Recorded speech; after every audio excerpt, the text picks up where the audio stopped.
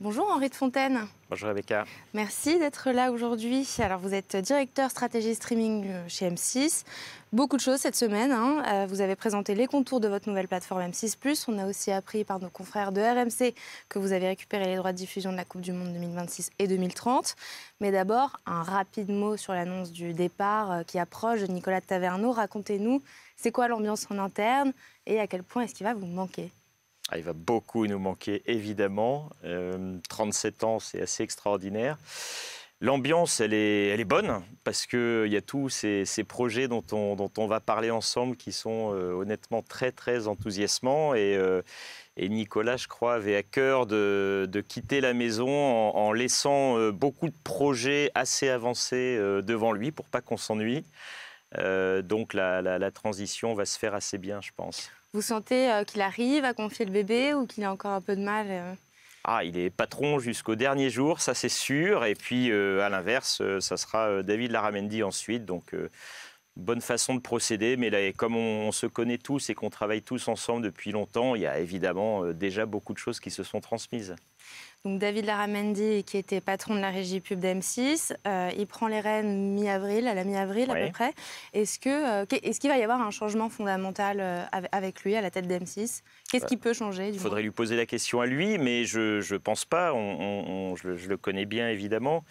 Il y a un changement de génération, mais l'impulsion et puis surtout l'ADN d'M6 va rester le même parce que je crois qu'il est bon. Donc, on va peut-être amplifier certaines choses qui sont très, très largement lancées. Et M6+, c'est ce qui est déjà devant nous et qui est très, très digital. Clairement, nos actionnaires, c'est eux qui ont décidé qui allait succéder à Nicolas, ont fait le choix de nommer quelqu'un venant de l'interne. Donc c'était une volonté certainement de transition et pas de rupture parce que le groupe M6 marche extrêmement bien. Puis vous le connaissez bien parce que vous aussi, ça fait très longtemps que vous êtes dans le groupe. Oui, absolument. Alors, donc l'intégralité des droits de diffusion pour la Coupe du Monde 2026-2030, vous avez gagné l'appel d'offres. Racontez-nous, est-ce que vous souhaitez garder tous les matchs ? Est-ce que vous comptez faire équipe avec TF1 comme vous l'avez fait en 2008 ? Alors, pour l'instant, on est très heureux d'annoncer effectivement qu'on a remporté l'exclusivité en clair de la Coupe du Monde. En pratique, ça veut dire que chaque compétition a 104 matchs maintenant. Il y a un nombre plus important de matchs et le distributeur en clair que nous sommes pourra diffuser 54 matchs de chacune de ces deux éditions. Les meilleures affiches, exactement. On choisira les affiches qu'on veut diffuser. Évidemment, l'équipe de France et puis tous les autres beaux matchs. Écoutez, on part pour les diffuser a priori tout seul. Maintenant, si d'autres acteurs aimeraient co-diffuser, évidemment, ils sont libres d'essayer de nous joindre. On verra. Ça n'a pas encore été le cas. Non, mais non, ça n'a pas été le cas. On vient de remporter cet appel d'offres. On a effectivement co-diffusé un certain nombre de compétitions jusqu'à présent. Puis on va co-diffuser l'Euro avec nos confrères de la Une. Donc c'est un schéma qui nous va bien, mais on est aussi diffuseur exclusif de la finale de la Champions League des 3 prochaines années. On diffuse ce soir Marseille-Villarreal, un gros choc. Donc on est très très heureux de ça et quoi qu'il arrive, c'est évidemment quelque chose de porteur de plaisir et de croissance pour nous. Et c'est aussi un énorme investissement, on le sait, vous ne communiquez pas sur les chiffres, mais en général, c'est quand même assez rare d'amortir les droits de diffusion d'une Coupe du Monde. Vous allez faire des concessions sur d'autres choses chez M6 de programmes phares ou... Non, on ne va pas se mettre à supprimer d'autres programmes qui marchent bien en contrepartie. C'est un investissement bien sûr assez important, mais on attend des audiences exceptionnelles. La Coupe du Monde de foot, c'est ce qui fait le plus d'audience, qui rassemble le plus de monde devant la télé en direct. Ça baisse absolument pas, voire même ça monte, avec une équipe de France qui a un niveau absolument excellent. Donc, les recettes publicitaires devraient être très élevées. Ça va être aussi un produit, j'imagine qu'on en parlera tous les deux après, qu'on va mettre sur notre plateforme M6+, donc ça attirera du monde, ça la fera connaître. C'est un investissement assez stratégique, ça nous garantit les plus grandes audiences de l'année, ça nous aide vis-à-vis de notre relation avec nos partenaires distributeurs. Donc, il y a beaucoup de facettes. En termes d'image. Exactement, en termes d'image, c'est très important. Essentiellement financé par la pub. Oui. essentiellement financé par la pub, absolument. C'est un produit gratuit. On le proposera à tout le monde, mais pour ça, il faut un financement publicitaire. Donc, M6+, votre nouvelle plateforme, pourquoi que maintenant? Que maintenant, on a démarré en 2008. Avec 6play. Avec M6 Replay, même à l'époque. Je crois que 6play, c'est 2013. Non, je dis on a démarré en 2008 parce qu'on propose des programmes à la demande depuis 2008, donc ça fait 15 ans, un peu plus que ça. Et c'est une prolongation, une amplification, une accélération, mais c'est pas comme si on démarrait aujourd'hui, c'est pas une rupture. Vous étiez déjà présent sur le streaming? Ah, on était très très présent. Donc vous en avez annoncé les contours cette semaine, vous investissez 40 millions d'euros cette année pour atteindre les 100 millions d'euros en 2028. Vous lancez mi-mai la plateforme. C'est ça. Et vous espérez 200 millions d'euros de revenus publicitaires juste avec M6+. Alors 200 millions de revenus streaming, ça inclut de la publicité et puis un peu de revenus d'abonnement par notre option payante. Absolument. Pour pouvoir regarder et consommer sans publicité. C'est ça. Mais vous ne comptez pas là-dessus? C'est minoritaire, par rapport à très clairement, les revenus publicitaires sont majoritaires, oui. Donc le modèle est gratuit avec pub. On pourra donc voir les matchs des deux Coupes du Monde 2026-2030 sur M6+. Absolument. En direct, en replay? En direct, en replay, bien sûr. Donc, vous allez proposer 30 000 heures de contenu par an, dont 10 000 heures de contenu exclusif. Quels seront ces contenus exclusifs qu'il n'y a pas sur 6play aujourd'hui? Alors, ils sont de plusieurs types. Il y a des contenus très forts qui sont des contenus dérivés un peu de nos antennes, mais qu'on ne retrouvera que sur M6+. Je vous donne un exemple. Il y aura dès cette année une édition spéciale des Traîtres, gros carton de ces 2 dernières années sur M6, qui ne sera accessible que sur M6+. Ça sera en plus de l'édition sur M6. Donc là, on s'inspire très clairement d'un programme télé, mais on ne le retrouve que sur la plateforme. Pourquoi? Parce qu'elle a vocation à être beaucoup plus consommée en replay. Donc vous partez de ce constat-là et vous vous dites... elle est énormément consommée en replay. Puis on va peut-être en fait, cette déclinaison visera peut-être un public légèrement plus jeune que celui sur M6. Après, aujourd'hui, les téléspectateurs que vous êtes et que je suis ont honnêtement une navigation assez fluide. On n'est pas monocanal. On va une fois regarder en linéaire quelque chose. On l'a raté, on va le rattraper sur sa plateforme. On va consommer une fiction uniquement en VOD, etc. On change. Donc on cherche à évidemment à jouer sur tous les tableaux. On a des rendez-vous linéaires comme le foot, évidemment. Absolument.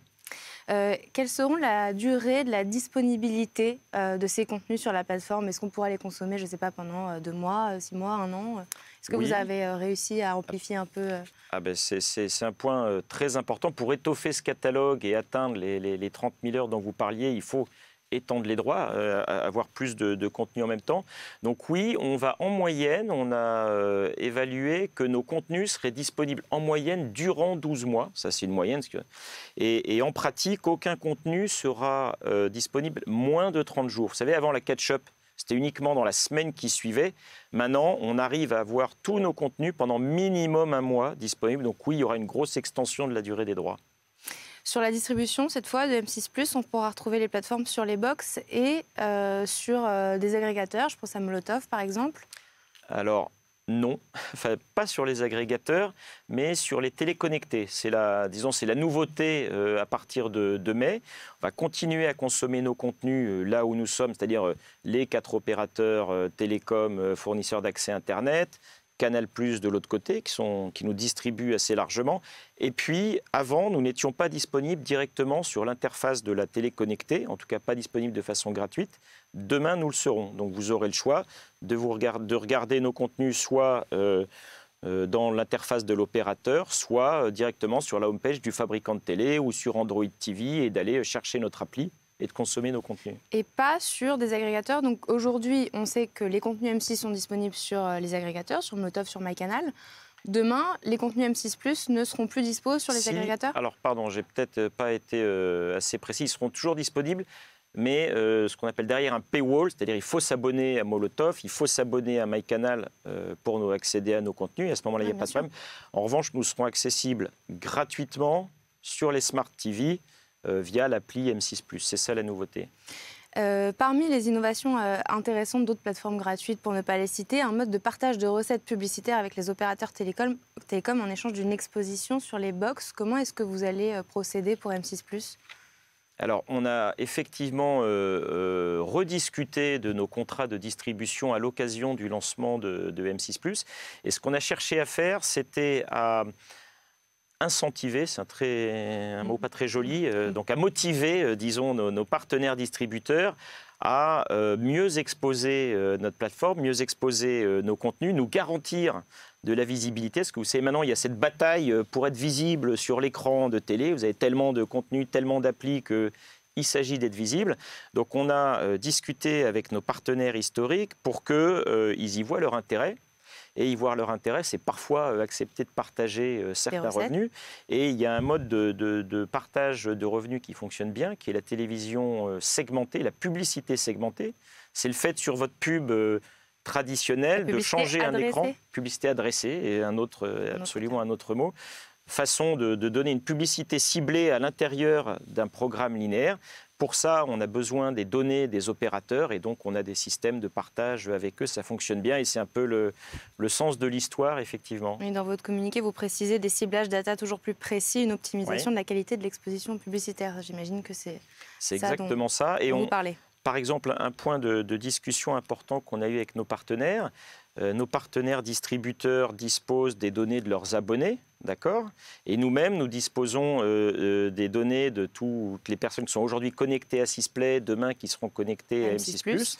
Ce que l'on a travaillé ensemble, c'était comment partager ces données pour que nous puissions avoir un profil enrichi de nos téléspectateurs, bien sûr, sous réserve de l'accord de ces dits utilisateurs, mais qu'on puisse croiser nos données pour proposer des programmes toujours plus affines avec les gens qui nous regardent. Le streaming ne représente que 5,5% de la consommation des programmes du groupe aujourd'hui et 7,5% des recettes publicitaires. Quels sont vos objectifs ? Alors, nos objectifs, c'est de faire croître fortement donc, l'audience. Aujourd'hui, on fait un peu plus de 500 millions d'heures l'année dernière. C'est ça, on compte en millions d'heures, 500 millions d'heures. On veut porter ce chiffre à plus d'1 milliard d'heures consommées en 2028. Ça veut dire doubler tout simplement la consommation.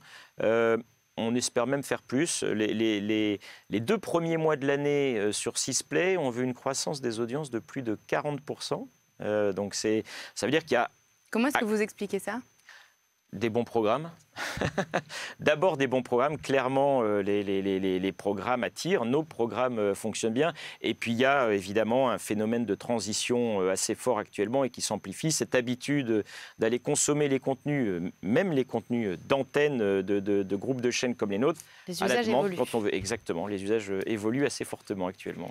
Merci beaucoup Henri de Fontaine d'avoir été avec nous aujourd'hui. Vous êtes directeur stratégie streaming chez M6. Dernière question, si on est abonné aujourd'hui à Sisplay, demain, quand M6 Plus se lance, on sera automatiquement... Absolument. Donc on n'aura même pas besoin de créer un nouveau compte. Ça sera comme quand vous actualisez votre appli. Vous savez, tous les 3 mois, on vous demande de télécharger la nouvelle release.